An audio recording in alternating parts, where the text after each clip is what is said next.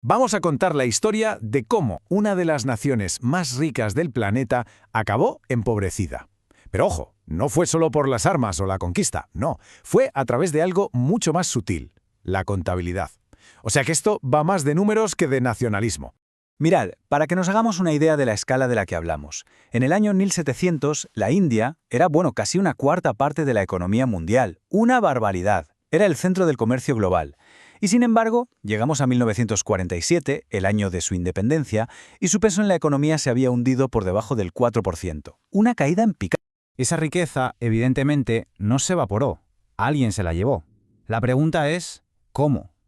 ¿Cómo se organiza una transferencia de riqueza de este calibre? No a punta de espada, sino con balances y libros de cuentas. Pues justo eso es lo que vamos a desgranar. Para entender la brutalidad de esta transformación, primero tenemos que irnos a la India del siglo XVII, a una época en la que era una auténtica potencia económica mundial, mucho antes de que la bandera británica ni siquiera soñara con ondear en Delhi. Estamos hablando de principios del siglo XVII, con el Imperio Mogol en su apogeo. Ojo, que gobernaban sobre una civilización enorme y muy sofisticada. Sus textiles, por ejemplo, eran tan famosos, tan buenos, que los comerciantes de Europa se pasaban meses en un barco solo para conseguirlos. La clave aquí es que la India tenía superávit comercial con casi todo el planeta. ¿Qué significa eso? Pues muy fácil, que el oro y la plata entraban a expuertas en el país. El dinero fluía hacia adentro, no hacia afuera. Claro, pero al otro lado del mundo había una pequeña isla que estaba empezando a despuntar, y lo hacía organizada en torno a una idea nueva y, como veremos, increíblemente poderosa: la sociedad por acciones. La Compañía de las Indias Orientales. A ver, esto es importante. No era un gobierno, pero vaya si actuaba como si lo fuera.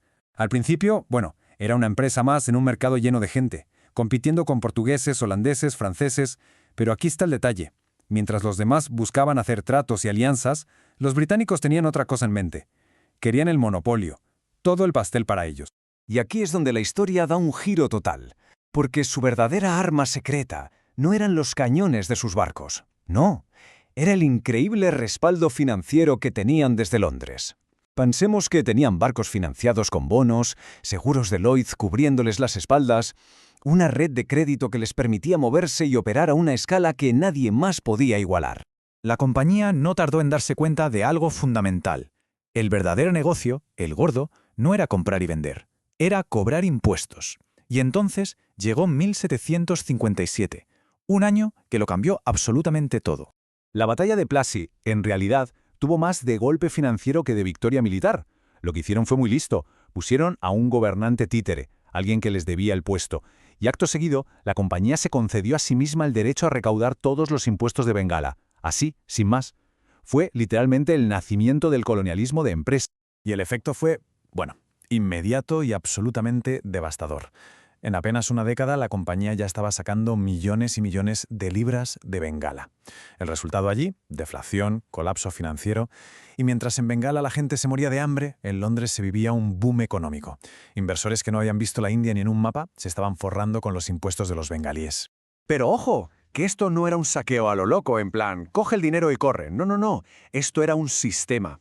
Un traspaso de riqueza metódico, organizado, un mecanismo tan eficiente y tan brutal que al final acabó teniendo su propio nombre.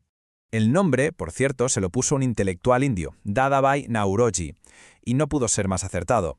Lo llamó la sangría de la India. Y es que era exactamente eso, un flujo constante, sin parar, de recursos, de trabajo, de capital, todo yendo de la India a Gran Bretaña, sin que volviera absolutamente nada a cambio. Y la pregunta del millón es, ¿de cuánto dinero estamos hablando? ¿Cuánto fue esa sangría? Agárrense. Los historiadores calculan que entre 1765 y 1938, Gran Bretaña sacó de la India el equivalente a día de hoy de 45 billones de dólares. Con B. Es una cifra que cuesta hasta imaginar. Para que nos hagamos una idea, es más que el PIB de Estados Unidos y China juntos. Y el mecanismo era en el fondo de una genialidad perversa.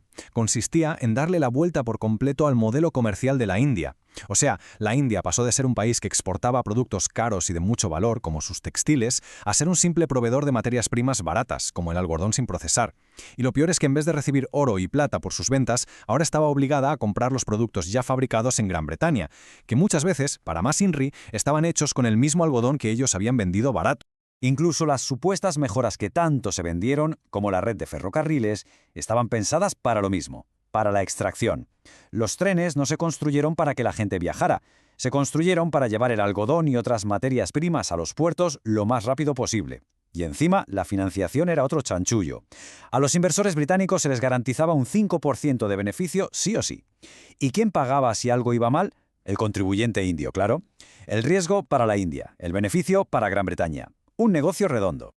Después de la Gran Rebelión de 1857, la corona británica dijo «hasta aquí hemos llegado», apartó a la compañía y tomó el control directo de la India. Pero que nadie se engañe, el sistema de extracción no solo no desapareció, sino que se perfeccionó. Se hizo más sutil, más burocrático y, en definitiva, mucho más eficiente. Y aquí es donde inventaron un truco contable maravilloso, los home charges, o cargos de la metrópoli. Sobre el papel, eran solo gastos de administración.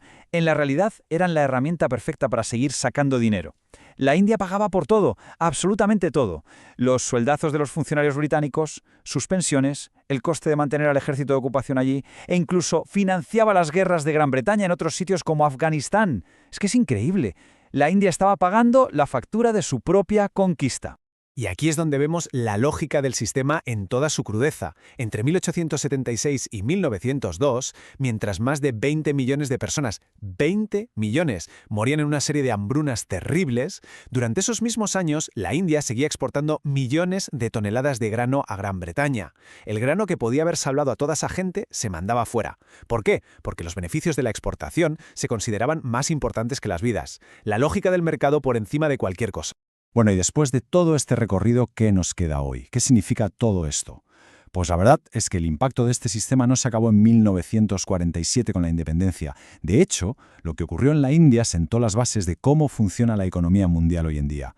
Porque lo que se montó en la India no fue solo una colonia, fue como un laboratorio. Un prototipo de cómo se puede hacer que el dinero y el valor fluyan siempre hacia arriba, de forma casi invisible, usando el crédito, el comercio y los impuestos.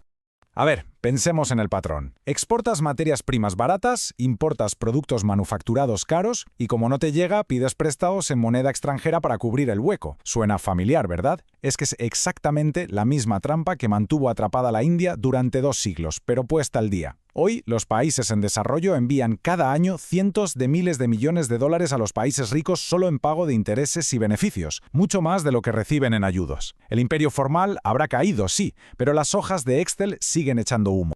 Pero ojo, la historia de la India es también una de resiliencia. A pesar de 2 siglos de esta sangría constante, el país se ha levantado y hoy es una de las grandes economías del mundo. Esto nos demuestra que la recuperación es posible. Pero la matemática del imperio es muy cruel.